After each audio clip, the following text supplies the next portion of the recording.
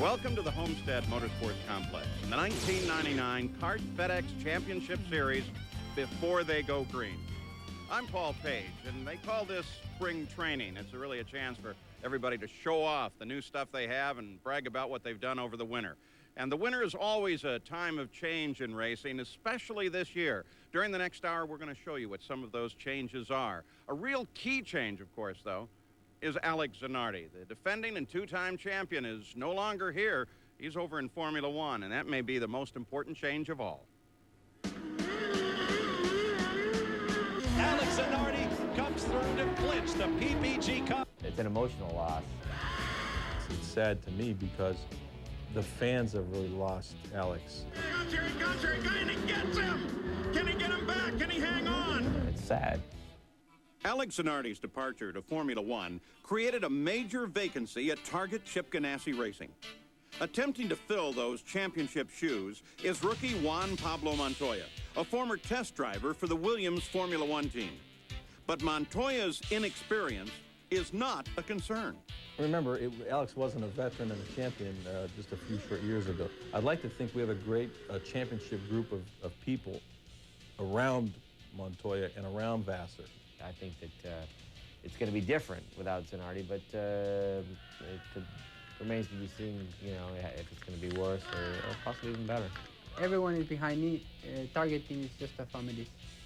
And I would say there's some pressure, of course, but most of the pressure is outside the team. You know, a team knows I'm a new driver, and they're just working with me to get up to speed. Speed was not a problem for Montoya in preseason testing. He's ahead of where we thought he'd be right now. We're pleasantly surprised at his oval experience. You know, I mean, obviously we thought, yeah, you know, a guy like that with that experience can drive the road races. But I think we're equally, if not more, excited about how he's done preseason here at Homestead on the oval so far. You know, Juan is very, very competent with the chassis and behind the wheel. He's going to be very difficult to beat. He's very aggressive, and I think if he adds anything to the team, he adds a youthful exuberance. He's 23 years old, and he's got a real good attitude, and he's bringing some good youth to the team. Youthful enthusiasm is not the only thing Montoya's new team is looking for. 3 straight championships creates lofty expectations. I don't see why the guy can't win a couple of races from what I've seen so far. I'll be certainly disappointed if he doesn't. I would love to go and win the championship. He's going to do fine. I think you're going to see him win races this year. He's very, very fast. I couldn't tell you, you know. I'm sure I can win some races. It's going to be hard, of course. Chip has done a really good job with the team, and everyone wants to win, so it just makes the thing so much easier. If we're out of the top 5 in the points, I'll be really disappointed. They are fast and consistent, always in the fight, and anything but complacent. I think it's one of the strengths of our team is that we haven't really, you know, rested on our past wins or championships. You know, we really had this uncanny asset in keeping focused on the next thing that we have to do, the next race. Yes, Jimmy Vassar, with his 5th in the air, wins $1 million at the 500. You know, the statistics for Chip Ganassi's team are really fantastic when you consider it. 23 wins, 3 championships with 2 drivers, and that's just in the past 3 years. They are going to be awfully tough to beat. Well, now this year we're welcoming to the broadcast team Parker Johnstone, who was very fast on the racetrack, pretty quick with a mouth as well. Parker, when you're talking to changes like we're seeing with Ganassi, that's a big hole in that team now. Well, that is the biggest change and the most noticeable difference from 98 to 99 is the departure of Alex Zanardi. He raised the intensity and expectation levels of the CART series to a whole new level. Now, taking his place in their big shoes to fill is young Juan Pablo Montoya. The buzz is he's very quick, he's very young, but somewhat erratic. But the team leader, without a doubt, is Jimmy Vassar. He's bright, he's experienced, and he's got everything to prove this year to show that with or without Alex Zanardi, he truly is a champion and a true championship contender for 1999. Now let's take a look at some of the other changes that we expect to see in this series. Max Pappas departed R. Sierra Wells to claim the seat vacated by Bobby Rahal. Robbie Gordon's departure from R. Sierra Wells led to the creation of Team Gordon. Scott Pruitt moved over to claim the seat vacated by Robbie Gordon, leaving a hole at Patrick Racing filled by P.J. Jones. That's a great opportunity. I mean, have the chance to run up front and, you know, race with a team that has all the right combination. We have Ford engines, Swift chassis, Firestone tires, a sponsor like Visteon. You know, just a great all-around team. We have you know, our testing has been going well. It's very smooth, and you know, I think we have a good combination to win some races. That still leaves the seat vacated by Pappas at Arciero Wells, and who better to fill that than the 1998 Indy Lights champion, Cristiano D'Amata, trying to follow in the footsteps of the 97 champ, Tony Kanaan. He'll step into a four-way battle for Rookie of the Year, alongside Walker's Naoki Hattori, Bettenhausen's Shigeaki Hattori, and Ganassi's golden boy, Juan Pablo Montoya.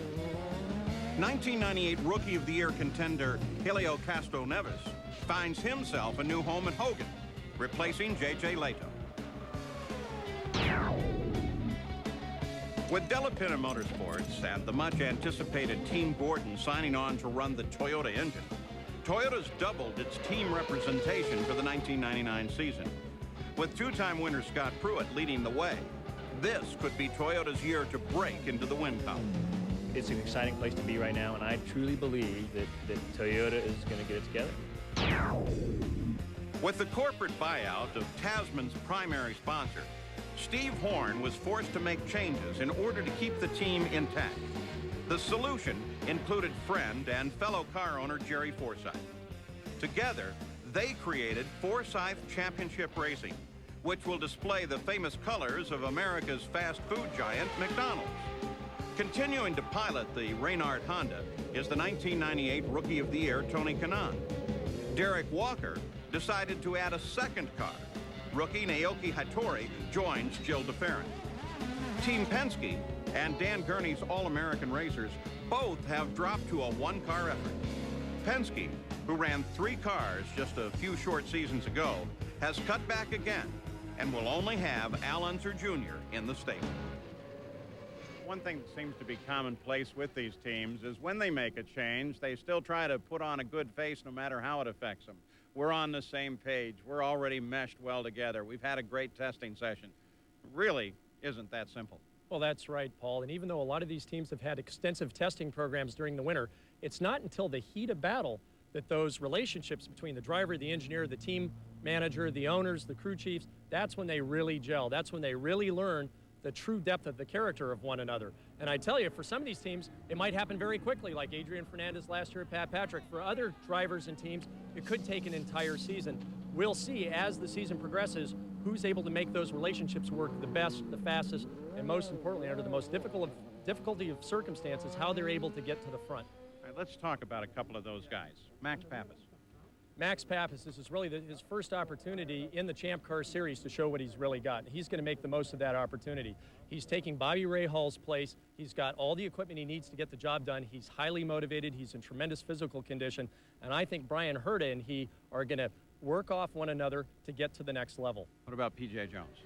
This is the first time ever that P.J. Jones has been in a competitive situation. And his teammate, Adrian Fernandez, although they're facing the challenge of a new chassis with the Swift this year, I think he's going to have his hands full because Adrian is very confident, applying himself like never before. And I think PJ will really have his work cut out for him to be in the top 5 or even top 10 come midpoint and the end of the season. And then, of course, there's Scott Pruitt. New opportunity, new sponsor to the series.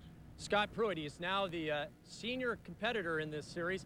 And I think there's going to be a great relationship between he and his young teammate, last year's Indy Lights Championship, Cristiano D'Amata. I think it'll be a real boon for Toyota, TRD, because Scott's testing capabilities are legendary, and I think it could really help Arciero Wells establish themselves as a front-running team in 1999.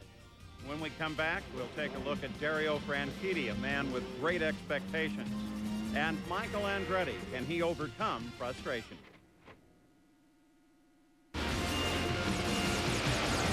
Right now, it's all about this man, Dario Franchitti, who takes the checkered flag in first place for the first time in his kart career. The scene last year at Road America, Elkhart Lake, Wisconsin. A very happy Dario Franchitti scoring his first victory. He's without question a man to watch in the '99 season. Let's go to our Jan Beekes. And Paul, you know, there was a time last year that people said Dario Franchitti can't win. But boy, when you did win, Dario, all of a sudden it looked easy. That win at Elkhart Lake, how much did that help you psychologically? It seems to have helped quite a lot. I don't know whether it was psychologically or whatever, but it gave me a boost in confidence. And it gave a team a boost in confidence because we've been so close so many times. And then after, you know, Elkhart, it all happened. You know, Vancouver and then Houston. It was just towards the end of the season, it felt like we could do nothing wrong. Now, because of that momentum you had at the end of the season, people are saying 1999, Dario Franchitti is the man. Do you feel, with your preseason testing, that you're going to be able to do it this year? I hope I'm the man. It would be nice to win a lot of races, but it's going to be difficult. I think we're just going to try and do the same things we did last season. You know, I think everything's the same car, same engine, same tires, you know, with the Reynard Honda Firestone. I don't know. I think we're just going to get out there and give it my best shot. It depends what other people are going to do, really. I can only do my best, the team do their best, and we'll see what happens from there. Now, at spring training, how much is there of sizing up the competition? We know what happened at the end of last year. There's new packages, new engines. Is this really an opportunity to see where you're going to size up against the other guys? I think on this track it is. I think everybody says, oh, we're not interested in times at spring training, but I think they're lying. I think everybody wants to know where everybody else is. There'll be a few guys sandbagging, I think. But this is my first time on an oval since Fontana, so I'm going to sit and get used to the whole thing. But I want to be quick. At the end of the day, I want to be at the top of the timesheets, and I think like everybody else out there, so it'll be interesting. When you compare Dario Franchitti's stats the first half of 98 to the last half, once they got the DNS licked, he really caught fire and was solid the second half of the season. Now, his teammate, Paul Tracy, will be behind in the championship race before it even gets started. Tracy was suspended for the Homestead race by kart officials following this incident with Michael Andretti at Australia last year. Raul Boesel will replace Tracy in that car for this single race. Tracy still figures, though, without that race, well, he's still a championship contender. It's not going to be easy, but I think if you look at things in the short term, the first 5 or 6 races, I mean, you're at a bit of a disadvantage. But I think over the course of 20 races, once we get into 10, 12, 14 races, I think that everything will even out. I'm pretty sure that everybody's going to have their bad day at least once this year.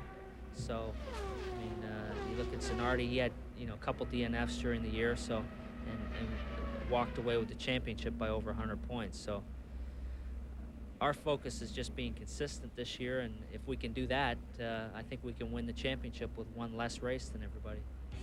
Adrian Fernandez became a consistent front runner in 98, driving for Pat Patrick. He scored 2 victories, and his 8 top 5 finishes were more than in his previous 4 seasons combined. While he should be a contender in 99, his biggest change and challenge will be the new chassis. You know, it has a good characteristics, and we haven't found its potential. So hopefully, you know, the car, I have a lot of faith on it, and I think our combination will be very good. But just times will prove that, you know. I don't have the magic ball to be able to see it, but we have big expectations, and if we improve last year's result, you know, it will be a very good year. You know, I think in a perfect world, Adrian Fernandez would without question be a contender for the championship this year. The one question I have in that, though, is that new Swift chassis. Well, I think you're right, Paul. It's a matter of how quickly Pat Patrick Racing can get that Swift chassis up to speed. Now, Adrian was never flashy, but I think he surprised a lot of people in 98 with his consistency and also with his determination. Under the greatest adversity, he came back to win Mid-Ohio. Of course, he won on the oval at Motegi, and I think he might be at the front in 1999, but one of my choices is Jimmy Vasser. He is the seasoned professional. He's quick, he's smart on the racetrack, and I think we can see him atop the victory podium plenty of times this next year. I like Jimmy. I think he's going to be tough to beat, but I got to tell you, I'll go with the old line. Michael Andretti, I think he's going to turn it around. I think this year will, in fact, be a year, maybe a championship, certainly a second. All he has to do is get those tires developed as fast as he can. Michael will be there, there's no doubt. He's always quick, but can he get the car to finish? Of course, the other choice for 1999, and I think it's #1 on everyone's lips here in the racing community, is Dario Franchitti. He can drive faster on less fuel, using less equipment, and he does it almost effortlessly. Now, I know he's working his tail off in the car, but certainly from the outside, he's so smooth, he's so consistent. If he can put together the kind of first half of the season that he had in the last half of the season in 1998, he'll run away in 1999. But then that leads us to the next one, Greg Moore. And what do you think, Paul? I think Greg Moore is always terrific. I remember his early fast laps right here at Homestead. When we come back, we'll get an up-close and real personal with Greg Moore. For the lead around Jimmy Vasser. Greg Moore draws to a couple of car lengths away, and he will win the US 500.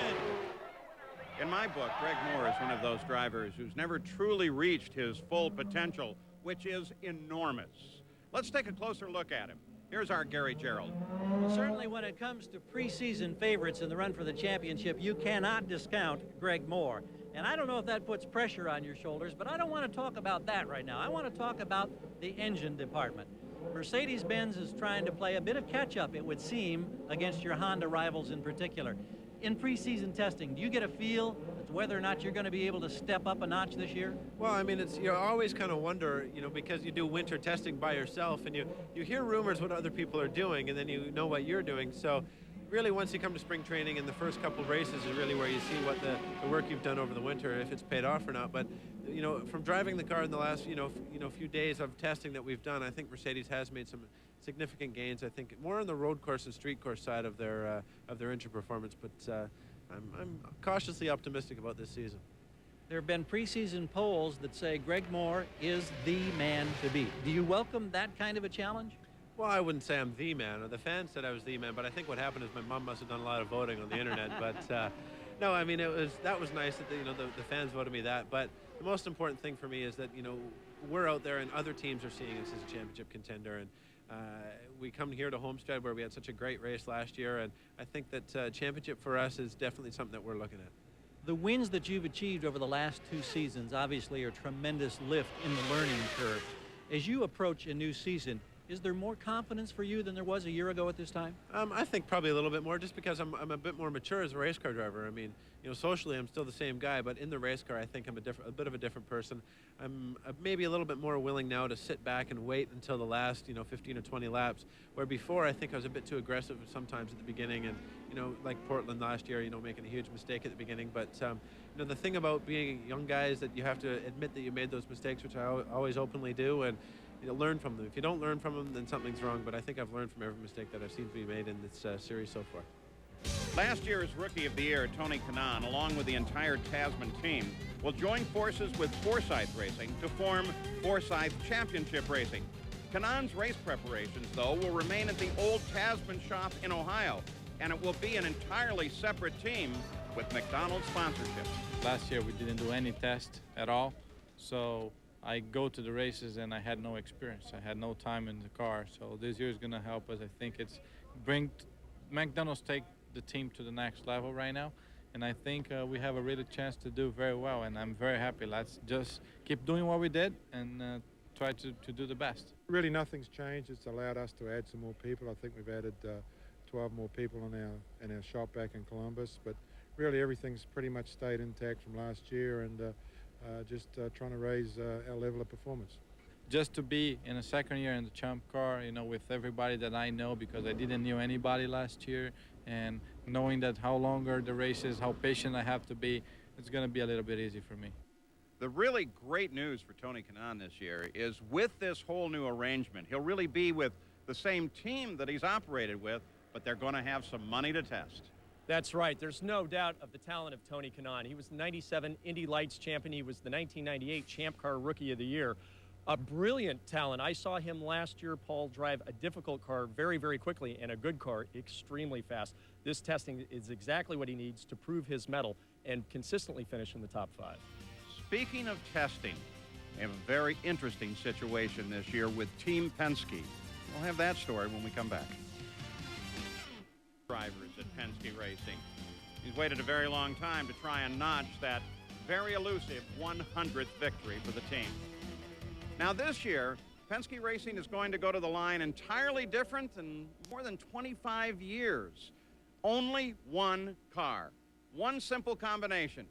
Al Unser Jr. will be at the wheel. I'm in a dream world. I'm driving a single car team with Penske Racing, and my Uncle Bobby would have given his left arm for that. My dad would have, and I feel very lucky and fortunate.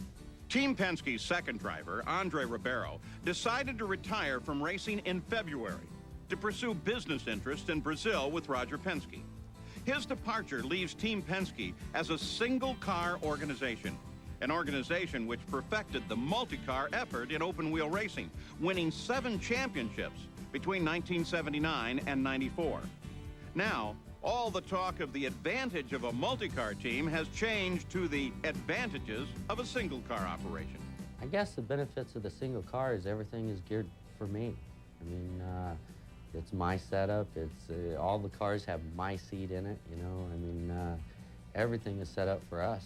Everyone says that maybe even if you had 2 when you're building your own car, you don't have the number of miles being run, the feedback. But this year's car is a derivative car. We had a competitive car in a number of races last year. We didn't have reliability. It probably would be a benefit if another team was running our cars, but you know, I don't want it. I want my own car. I want to develop my own car, and if it works, then I'm the only one with it. The chassis didn't work well in 1998, proven by Unser's 9 DNFs. But the team is confident that the 99 chassis is an improvement in the reliability department. One of the key factors for us now is the fact that we've got a car that will live. And I think that aerodynamically we're much better, and we'll just have to see. I mean, we made the decision. We looked at all of the options. Could we go to a different tire? Did we go to a different engine? Did we go to a different car? And we added up all the pluses and minuses. We were a lot better off to stay where we are, so that's what we made the decision to do, and that's where we're going to be. We don't feel that the other cars are all that much better than what we have. You know, we've had challenges with Mercedes. We've had challenges with Goodyear, and you know, we keep working together and trying to come up with a better answer. We're learning the car and we're understanding the car, which is what we needed all the testing for last year. Was not just setup, but it was to get the reliability, to, you know, so you aren't breaking the pieces, and squeeze as many miles in as we could. Well, today the car's, you know, runs very, you know, reliability is just a ton better. So far, the winter testing reminds me of '94 when we had such a good season. Unser is winless in his last 53 starts dating back to Vancouver in the fall of 1995. But that drought has not dampened his enthusiasm. Realistically, is a championship in order this year? You bet. You bet. We're ready. You know, those of us that have been around racing for a while, we talk about and remember the Penske dynasty, that period of time where Penske was almost unbeatable. Now it seems like he can't really buy a win. What's the problem? Well, it comes down to one word, Paul, and that word is reliability. I know last year, every time that Al Unser Jr. had fought his way into the lead at that very moment, something went wrong. A gearbox problem, some other failure. So Penske has told us that their number one concern during their winter test program has been able to find that reliability, figure out what's going wrong, cure that problem, and try to come back stronger for 1999. The big problem is, can a one-car team succeed in this multi-car environment? Well, the thing that amazes me is here is a group with all the research and development money one could imagine. They own the engine company, they own the chassis company. You would think that the one thing that wouldn't be missing is reliability. Well, even though this business is surrounded by technology, it all comes down to people. And if you don't have the right people in the right place at the right time, nothing works. And I think they're trying to look at those issues, figure out how to make their organization run more efficiently, and hence the one-car operation. But then again, can Al Unser Jr. get all that work done by himself? Well, that's the question. How much pressure on him? It's a huge amount of pressure, Paul. I know I've only driven in one-car teams, and it makes it very difficult because when things aren't going right, you don't have a teammate to bounce ideas off. You don't have the luxury of going 2 different directions trying to find the best solution. It'll be a make-or-break year for Al Unser Jr. and also for Team Penske. Yeah, plus, you don't have the other guy to be able to blame as well. That's right. Now, when you're talking about people and teams that should have performed but didn't, the other one that comes to mind is Michael Andretti. He's come through some frustrating times as well. You look at last year, started out great, high hopes, very competitive. Way to go, guys! Very good, very good. As the year went on, we just had more and more problems. Michael Andretti has a problem, the race leader. We can't let that happen. We were in a position to win the first 6 races, and you know, we came away with just 1. And that's what really set the season off wrong after Homestead. It just went downhill, just mistakes and stuff beyond our control, and you know, it was just one of those years. You know, unfortunately, I've been in it long enough that I've had a few of them, and you know, but I know that it can turn around very quickly. One win and a 7th place finish in the championship points would be a strong year for many drivers. But for Andretti, those results made for a strong off-season test program. We're getting closer. I still think we need work. You know, every test we've been improving. The car is very good. The car is an improvement over last year. Another area Newman Haas hopes to be much improved for 1999 is the tire department. The team announced it would make the switch from Goodyear to Firestone tires. Switching from Goodyears to Firestone, you know, has been a pretty smooth transition for us. You know, we've gotten used to the tires a little bit quicker than we had thought. Our 3rd or 4th lap, we set one of the quickest laps ever set here at the racetrack, so we're quite happy with it. Andretti's win at Homestead was the only victory for Goodyear in 1998.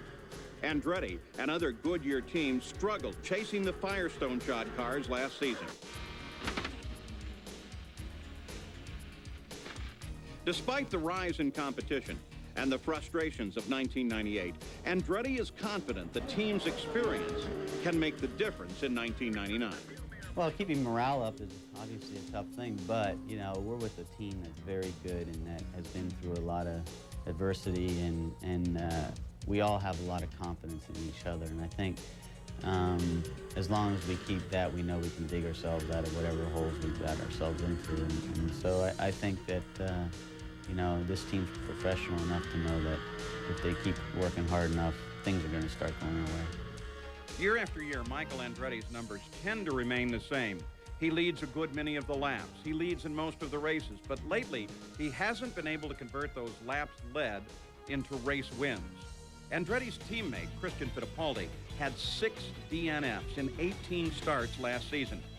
Fittipaldi underwent surgery in 1998 to remove the rod from his leg following his accident in 1997 at Surfers Paradise, Australia.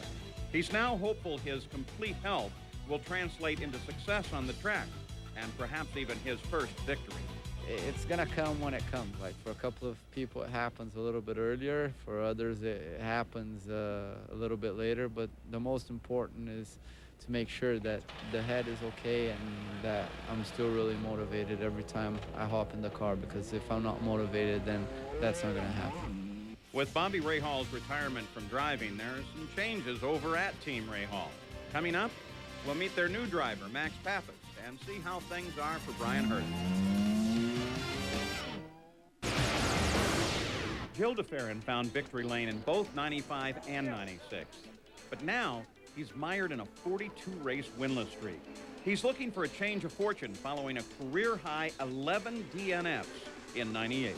In the end of last year, we sat down and we did a lot of analysis on everything that we did right and wrong throughout 97 and 98, mostly 98.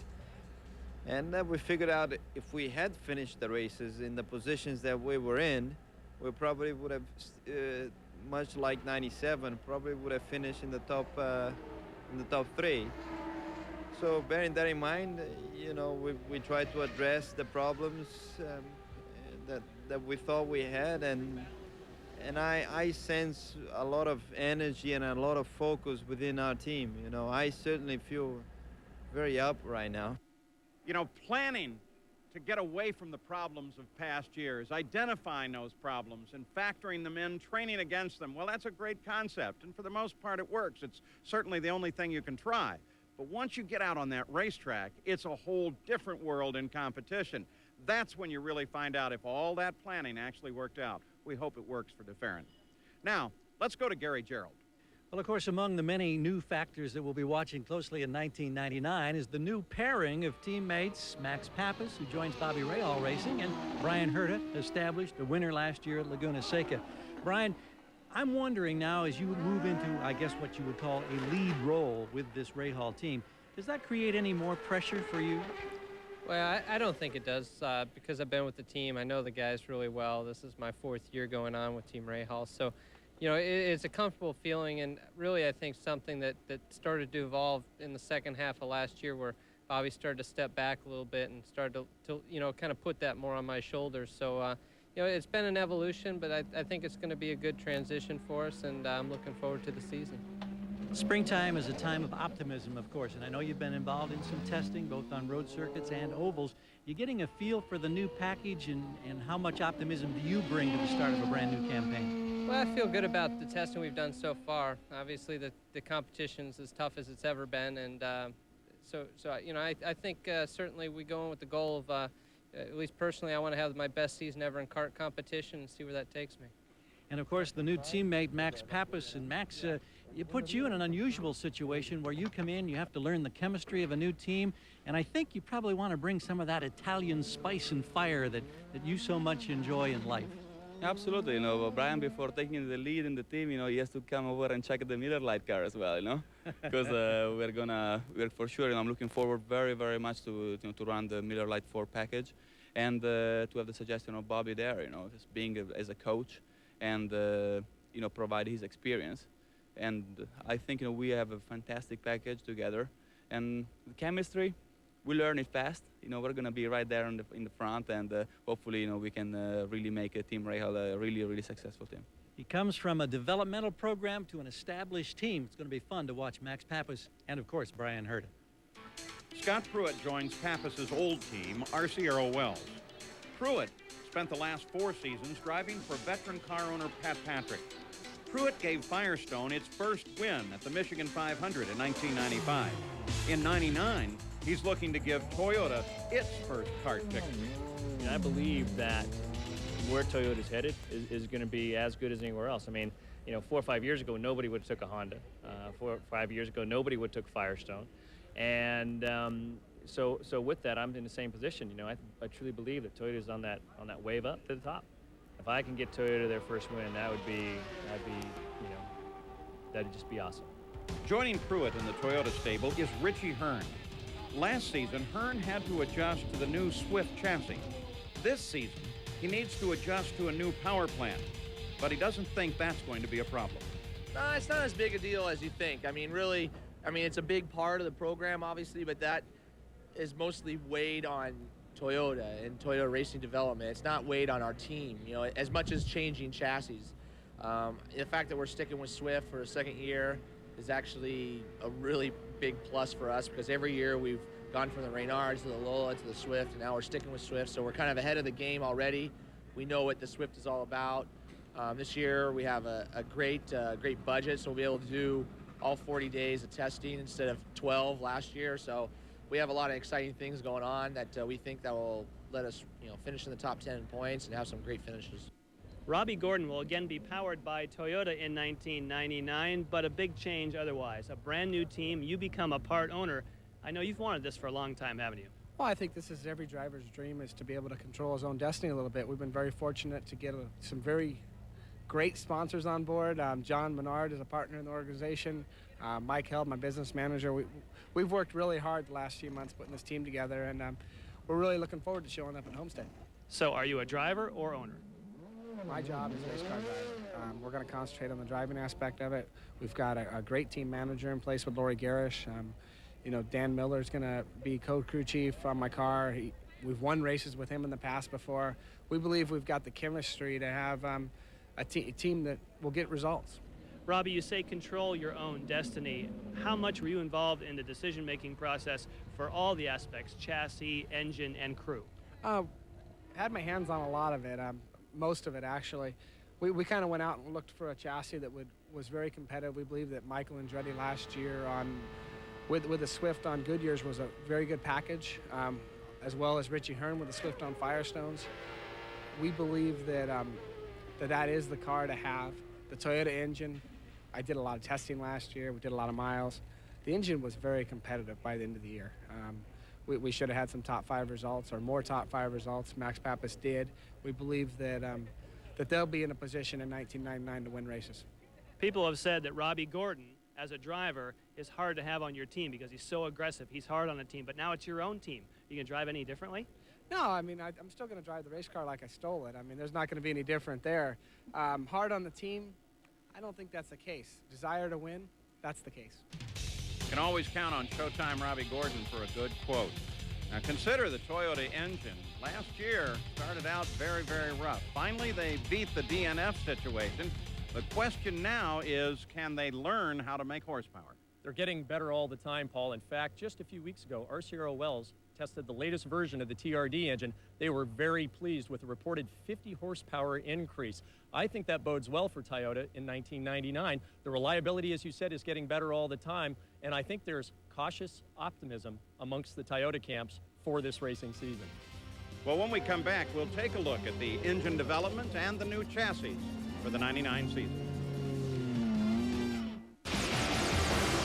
Besides the driver and team combinations, there are 3 other tactical opportunities one has to consider. Who's going to do well on what tire? What chassis will perform the best? And of course, there is the battle of the power plants. Now, missing from the list of victories is Toyota. Here's Gary Gerould. Well, once again, in 1999, 4 engine manufacturers will be represented in the CART series: Honda, Mercedes-Benz, Ford Cosworth, and Toyota. Last year, it was Honda that pretty much dominated the series, winning 13 of the 19 events. In terms of engine design, the packagers in the last couple of years for all the manufacturers have made some dramatic changes in terms of reducing the overall physical size and the weight of the engine concealed below the blanket here. All the engine manufacturers, however, looking to the new season, say that they've continued to fine-tune and tweak and make gains in terms of generating even more horsepower and prolonging engine durability. One of the very intriguing aspects of this 1999 season that we're going to be watching closely will be the progress of Toyota. Now, Toyota is the newest engine manufacturer in the series, and frankly, they've had to play a lot of catch-up over the last couple of years. It's going to be very interesting to see what drivers like Scott Pruitt, who'll be behind the wheel of this beautiful Pioneer number 24 for Arciero Wells, his rookie teammate Cristiano D'Amata, Robbie Gordon, Richie Hearn, and Alex Barron can all accomplish in Toyota power plants in 1999. For the chassis story this year, let's go to Jan. The biggest change in the chassis department has taken place at Patrick Racing. The team switched to the Swift chassis for 99, but after struggling in preseason testing, they made the decision to return to the 98 Reynard chassis for the start of the season.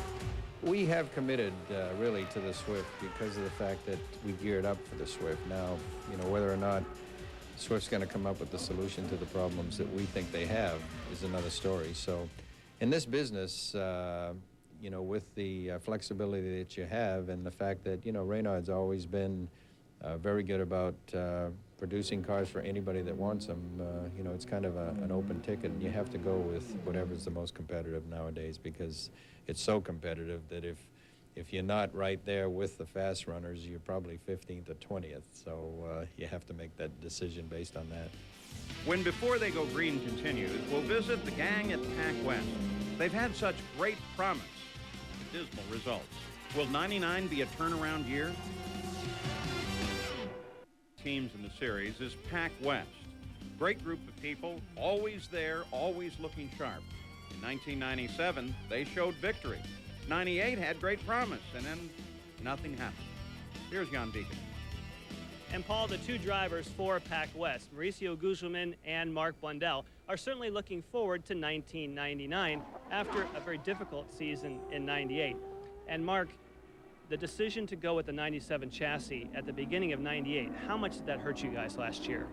It hurt us a lot. You know, it really did set us back, and it was one of those decisions what was taken. After the event, it's easy to look back and say it was the wrong one maybe, but you know, that's what we went in with, and that's what we had to contend with. But it hurt us. It hurt us in the fact that we didn't, you know, compete very well, and at the same point, all these other guys are out there getting more miles on the 98 package and learning about it. So, you know, we paid the penalty.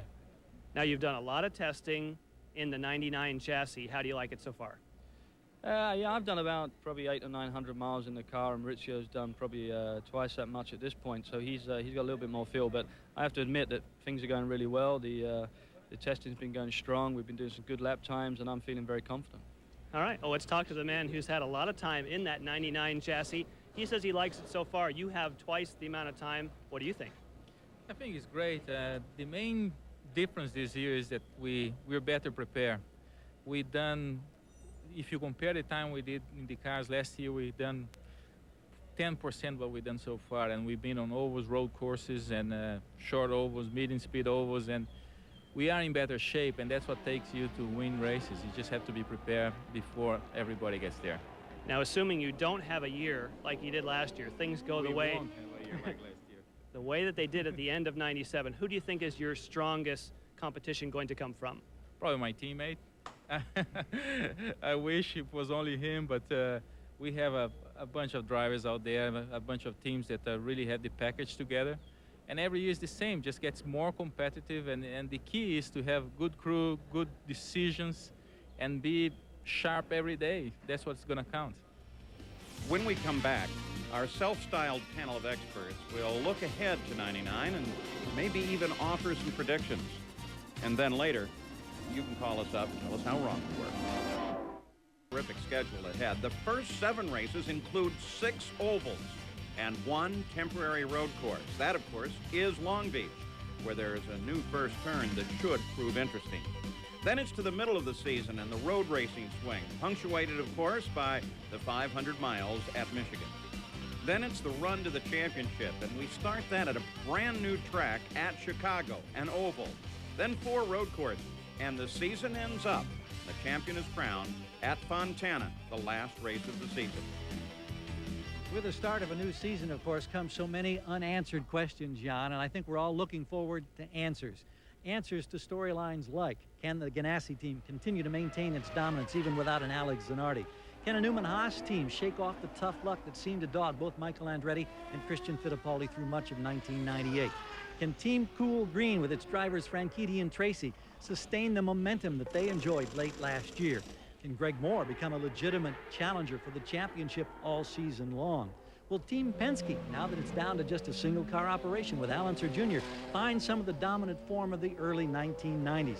And for that matter, can Gilles de Ferran, who was second in championship points just 2 years ago, struggle back to the top for Walker Racing? Many, many storylines, answers forthcoming, and I think some of those answers are going to be right here on pit road for us. I think so, Gary, and that's because those driver-car combinations that you're talking about, when they're out on the racetrack, they're going to be very, very close. So how do you win races? Well, we saw last year a lot of races were won or lost here on pit road. Little techniques like dropping the car off the jacks early so the fuel will go faster into the car, flowing from the fuel tank in the pits to the fuel tank in the car itself.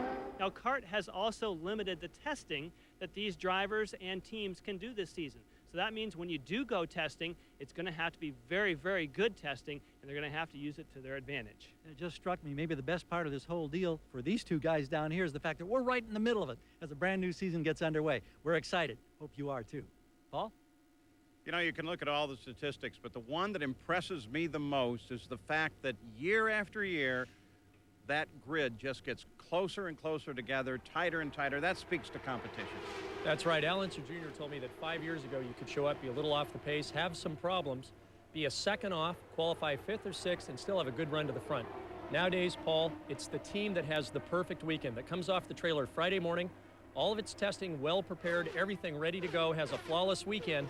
To get to the checkered flag on Sunday afternoon first, that's what it takes. Perfect teamwork from beginning to end. Then, too, when you look at the whole balance of this wonderful Versable series, because of the different courses that they run on, it's changing a little bit this year. We'll be racing on an oval at Chicago. And because of that, the oval driver may have a slight advantage in the championship. Well, keep in mind, the only oval driver in this series is Al Unser Jr. Everybody else here is born and bred road course drivers. Now, we've got the different sorts of circuits, street course, road course, 1 mile ovals, and super speedways, and it's the team and the driver that are best able to adapt during the ever-changing season with the technology, the changes in conditions that are going to come out on top at the end of this year. You know, the one thing you try to do at this point in the season is say, oh, this will happen and that will happen, and that's what we've tried to do for you. The real beauty about motorsports in general is that what we've said means absolutely nothing until that green flag falls, and then it all changes. Well, it sure can. Now, of course, we've talked about the top contenders, Greg Moore, Jimmy Vasser, Dario Franchitti, but there are lots of guys. Adrian Fernandez, Tony Kanaan, Michael Andretti, Al Unser Jr., the list goes on and on. That's what makes this one of the most exciting open-wheel racing series in the world. Come the end of the season, everything we've said could be out the window. We could be crowning a first-time new champion for 1999. Heck, Paul, last year I was on my feet screaming at dozens of the events. I think this time the competition is even going to be closer, more intense. Should be great for us and the fans. And we'll be screaming together. We'll be back to wrap this up in just a minute.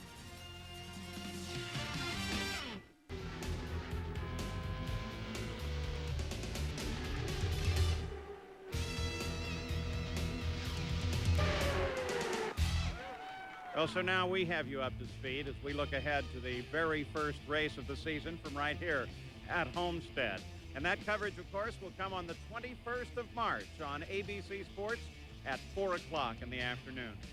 You know what I really like about this time, and especially this spring training, is there are so many hopes here, so many great new ideas, concepts that may work, concepts that won't, but there's a lot of courage in all of that. And when we start the season, then we watch it filter down and down and down, and finally we come to the championship round and determine who will be the champion for 1999. It's a very exciting time as we look forward to the season ahead. I'm Paul Page. Thanks for joining us. This has been a presentation of ESPN, the worldwide leader in sports. For more, log on to ESPN.com, part of the Go Network, go.com.